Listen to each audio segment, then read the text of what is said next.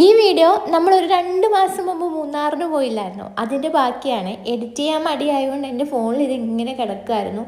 ഞങ്ങൾ ചെയ്ത ഏറ്റവും വലിയ മണ്ടത്തരം എന്താണെന്നറിയോ? കൊച്ചിനെയൊക്കെ കൊണ്ട് പോകുമ്പം നമ്മൾ എന്തായാലും റൂം നേരത്തെ ബുക്ക് ചെയ്തിട്ട് പോവുക. ഇല്ലെങ്കിൽ ഞങ്ങളെപ്പോലെ ഇതുപോലെ തപ്പി നടക്കേണ്ടി വരും. നമുക്ക് പറ്റിയൊരു സ്റ്റേ കിട്ടിയില്ലെങ്കിൽ പ്രശ്നമാകുമല്ലോ. അവസാനം ഞങ്ങൾ തപ്പി ഞങ്ങൾക്കൊരു റൂം അടിപൊളി സെറ്റപ്പിൽ കിട്ടിയിട്ടോ. അത് നല്ല ബഡ്ജറ്റിലാണ് കിട്ടിയത്. പിന്നെ ക്ലൈഡൂട്ടിന് വേണ്ടിയിട്ടുള്ള ഫുഡൊക്കെ ഞാൻ ഇവിടുന്ന് കുറേയൊക്കെ എല്ലാം സെറ്റാക്കി കൊണ്ടുപോയത്. പക്ഷേ ഈ ചെറുക്കൻ ഒരു സാധനം കഴിക്കുന്നില്ലായിരുന്നു കേട്ടോ. ഞാൻ എൻ്റെ കഴിവിൻ്റെ പരമാവധി നോക്കി, പക്ഷെ അവൻ കഴിച്ചിട്ടുണ്ടായില്ല.